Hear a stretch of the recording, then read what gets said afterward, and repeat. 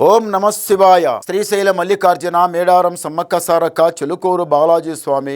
ఓం నమ శివాయ. గోపురం టీవీ చూసే వాళ్ళ ప్రేక్షకులందరికీ నమస్కారం. నా పేరు రామ్ శాస్త్రి. చెలుక జోష్యం అంటండి ఆ కాలంలో ఉంది, ఇప్పుడు గుడుక ఉంది, ఇక ముందు గుడుక నడుస్తుంది. చెలుక జోష్యం అంటే నిజముందండి, నమ్మండి, వినండి. జూలై నెల 20 నుంచి 26 వరకు ఈ నెలల ఈ వారం రోజుల గురుబలం శనిబలం మంచి చెడు అనుకున్నది ఎలా జరుగుతుంది, ఈ రాశి మీద గురుబలం ఎంత ఉంది, ఈ రాశి మీద శనిబలం ఎంత ఉంది, మంచి ఎంత చెడు ఎంత చెప్తా వినండి. చిలికమ్మ, మిథున రాశి వాళ్ళ జ్యోతిషం, మిథున రాశి వాళ్ళ భవిష్యవాణి, మిథున రాశి వాళ్ళ గణితవాణి. చిలికమ్మ, మిథున రాశి వాళ్ళ జ్యోతిషం ఎట్లా ఉంది? చిలిక.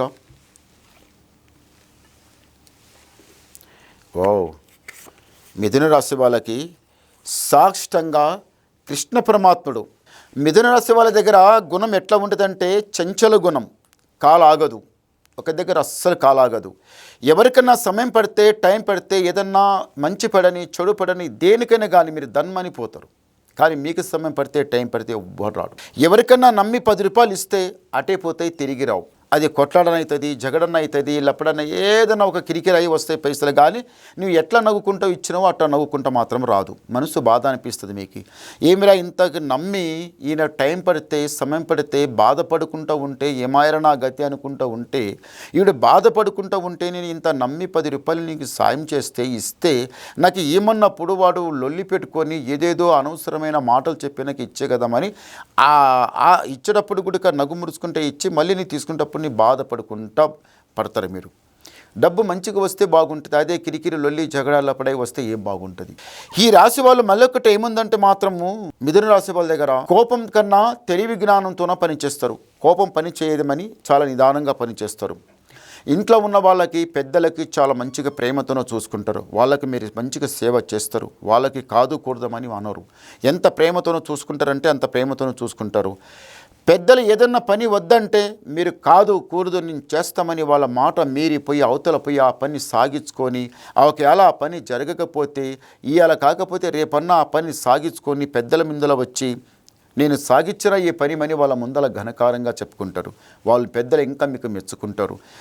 చూశారా, ఈ అమ్మాయి పోయి ఆ అబ్బాయి పోయి వాళ్ళు సాగించుకొని వచ్చిండు కదా పని, పట్టుదల వాళ్ళు ఇల్లు అని పెద్దలు మీకు చాలా మెచ్చుకుంటారండి. అది చాలా మంచిది.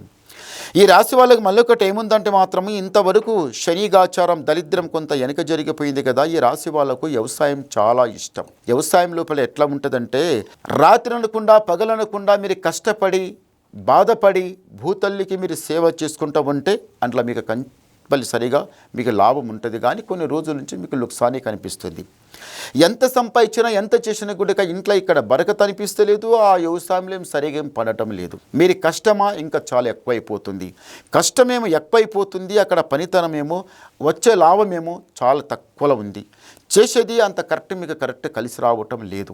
మీరు ఏం ఆలోచిస్తుంటే మన ఇంటి లోపల ఉన్నవాళ్ళు చిన్న పెద్ద అందరూ ఒకటే ఐకమత్యంగా నడవాలి. చిన్న పెద్దవాళ్ళు కూడా కష్టపడాలి. నేను ఒక్కరిని ఇద్దరిని కష్టపడితే మీకు ఏం సాలడం లేదు. ఇంట్లో ఉన్న వాళ్ళందరం కష్టపడాలని ఇది మీరు చాలా ఆలోచిస్తారు. ఇంట్లో ఉన్న వాళ్ళు కూడా చదువుకునే వాళ్ళకి పిల్లల ఆరోగ్యంలో బాగుంటుంది. చదువుకునే వాళ్ళు కూడా చదువు అటు ఇటు అవుతుంది కానీ ఒక మెట్టు దాటడం లేదు. పిల్లల చదువుల గురించి కూడా ఆలోచిస్తున్నారు. అది కాక మీరు కొంచెం ఎక్కువ ఆలోచిస్తున్నారు కదా, మీరు ఒక పని చేయండి. శ్రీమన్నారాయణ 7 కొండల వాస్తుని దర్శనం చేసుకొని ఒకసారి రండి. దారిద్ర్య గడియ ఇంటి మీద ఉన్నదంటే ఏది సాగినది. మీరు ఎంత కష్టపడ్డా, ఎంత నష్టపోయినా, ఎంత బాధపడ్డా, ఏమే చేసినా కానీ అన్నమారామచంద్రమని భగవంతునికి అంత తలుసుకుంటూ ఉంటే కూడా మరి మీరు ఒక్కొక్క మెట్టు తగ్గుతూనే ఉంటారు కానీ ఒక మెట్టు మీరు పైకి రారు. ఎందుకది? అది ఒకటి దృష్టి, కన్ను. ఇంటి మీద కన్ను తలిగిందంటే, కన్నుల కన్ను విషకన్ను కన ఇంటి కనుక తలిగిందంటే ఇల్లంతా ఏమైపోతుందంటే బరకతి లేకుండా, అరకతి లేకుండా, మనసు శాంతం కాకుండా, ఎలిన దగ్గర ఎవరి దగ్గర నా అప్పు సప్పు ఏమైనా అడగనిపోతే గుడిక వాడు ఒకటి కాకుండా 4 మాటలు మాట్లాడతాడు. మనసు అనేది బాధపడుతుంది. ఇంటికి వచ్చిన తర్వాత కూడా చాలా బాధ అనిపిస్తుంది. ఎందు గురించి అంటే ఈ దరిద్రం అలాంటిది. కొంచెం దరిద్రం దూరం చేసుకోవాలంటే అది ఏం చేసినా పోదండి. సాక్షంగా మీ కులదేవుడికి మీరు ఏదైతే దేవునికి నమస్కారం చేస్తారో, ఏ దేవుని దగ్గర అయితే మీరు వెళ్ళాలనుకుంటారో అక్కడ వెళ్ళి రండి.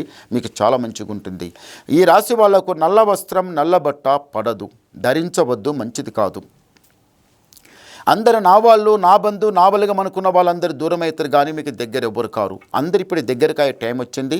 మీరు చేయిపెట్టిన పని కలిసి వస్తుంది, జయం జరుగుతుంది. మళ్ళీ ఒక మాట ఏముందంటే చూడండి, ఈ రాశి వాళ్ళకు, మిథున రాశి వాళ్ళకు కొంచెం శని బలం కొంచెం ఎక్కువ ఉందండి. గురుబలం మీకు కొంచెం తక్కువ ఉంది ఈసారి. మీకు గురుబలం తక్కువ ఉన్నది వలన ఏమైపోతుందంటే లక్ష్మి ఇలా వస్తుంది, ఇలా పోతుంది, రావటం ఉంది, పోవటం ఉంది, కానీ ఆగటం లేదు. మీరేం ఆలోచిస్తున్నారంటే ఎక్కడో పడ్డవాళ్ళు, ఎక్కడో ఉన్నవాళ్ళు వాళ్ళు చూస్తారా ఎక్కడెక్కడిని వెళ్ళిపోతున్నారు, మేమే ఇక్కడనే ఉన్నాం కదా, మనం కష్టం చేస్తాం లేవా, మా పెద్దలు గుడిక కష్టపరులే, మేము గుడిక కష్టపరులమే, మా కడుపులో పుట్టిన బిడ్డల కొడుకులు గుడిక కష్టపరులే, అందరం కష్టం చేస్తున్నాం, కానీ ఏమిట్లా ఏం సాల్తలేదు కదా అనుకుంటున్నావు. కానీ అట్లా ఉన్నప్పుడు ఏం చేయాలంటే ఒకసారి తీర్థయాత్ర, భగవంతుని దేవుని స్థానం, మీరు ఏదైతే కులదేవునికి మీరు నమస్కారం చేస్తారో ఆ దేవునికి మీరు వెళ్ళి రండి, మీకు జయం జరుగుతుంది, మీకు మంచి జరుగుతుంది. ఒకసారి గవ్వలేస్తాం. ఓం నమ శివాయ. వావ్, 4 గవ్వలు పడ్డాయి. తూర్పు, పరమట, ఉత్తర, దక్షిణ, మీరు ఎక్కలపైన కానీ మీకు లాభమే ఉంది.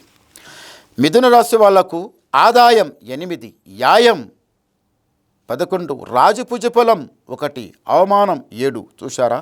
అంటే శని 7 ఉంది, గురు 8 ఉన్నాడు. అంటే శనికి మంచి స్థానం దొరికింది, 7వ స్థానం దొరికింది. అది ఏడిపిస్తుంది, సతాయిస్తుంది, బర్బాద్ చేసేస్తుంది, నలుగుట్లా బదలాం చేసేస్తుంది, లేనిది ఒకటి తెచ్చి ఇంటి మీద పెడుతుంది.